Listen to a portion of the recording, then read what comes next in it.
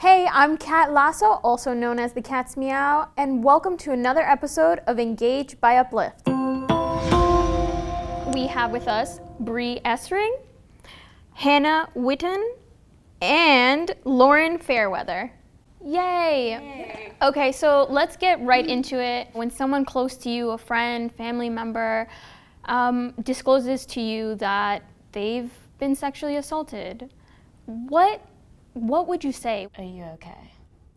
Like, I kind of just think that's the first thing. What can I do, Yeah, what maybe? can I Like, do? what can I do to help? Because it's probably different for everybody. Whatever somebody has been through, people handle things in different ways. Yeah. They might not want you to hug them. They may not want to tell you very many things about Just, it. I think, ask a lot of questions. The number one thing that's nice to hear is it's not your fault. Right. Yeah. Perhaps you shouldn't say anything, you should just listen a lot. So what are some things that we should never say to someone who is disclosing? What were you wearing? Were you drunk? Well, you were out way too late. Did you tell them to stop more than once?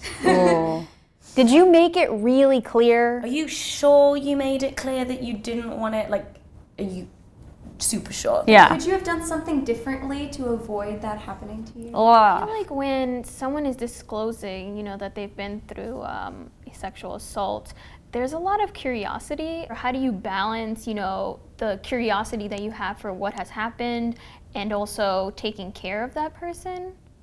I think that a lot of humans have a natural inclination towards wanting to know the story. Just we are constantly, watching television shows where it's an interesting story, and we want to know this character development. Where were both of these people coming from? And we have to remember this is real not people. a television show. This These is are not Lifetime. people, and you weren't there. And we're not entitled. We're not entitled to all the absolutely details. not, yeah.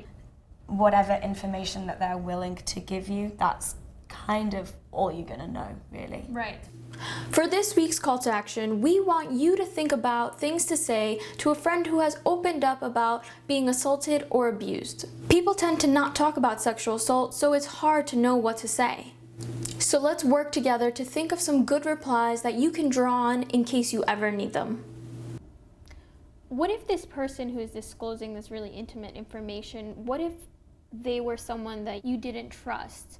How do you deal with that? There's more than one way this can go. You can believe them, and they're lying, and you've just believed someone who's lied, but it might not be that big a deal.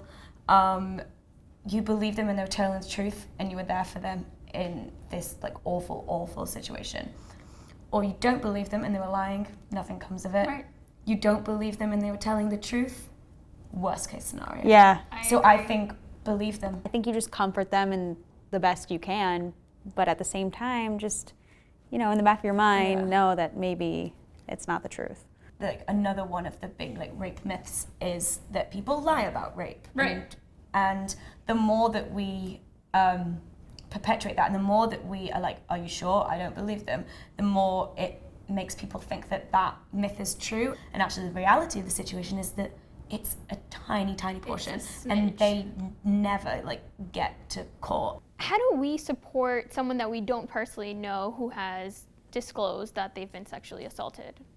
It really depends, I think, the nature of their disclosure, what they're trying to do with it. Just if it's just sharing a story and just being this happened to me, you're not alone, or this happened to me, avoid this person, they're toxic. Because so often when that happens, it's usually against somebody else who is in the public eye. And so the first instinct is to take the side of the person who is in the public eye, and you're like, but this person's so great at blah, blah, blah. They're so good at this, but that doesn't necessarily mean they're not a rapist. Right. What I'm thinking right now is about Bill Cosby and all of the several women who came out, and yet the public just didn't believe them. One of the biggest arguments for that was, well, everyone's just trying to jump on the bandwagon and get their 15 minutes of fame.